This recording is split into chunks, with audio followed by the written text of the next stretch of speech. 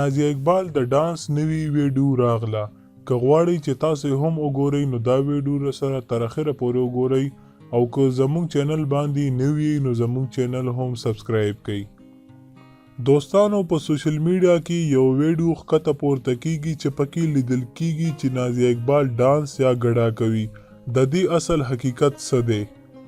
دوستانو دا ویډیو په لندن کې د نازیه اقبال د کوم رشتہ دار په واده کې پټه شوې ده چې په هغه موقع باندې نازیه اقبال لږ شان ډانس کوي او ټول پوهیږي چې د خپلو خپلوانو په ودونو کې هر یو جنۍ یا ښځه ډانس کوي نو ځکه دې پسې خبرې کول نه دي پکار.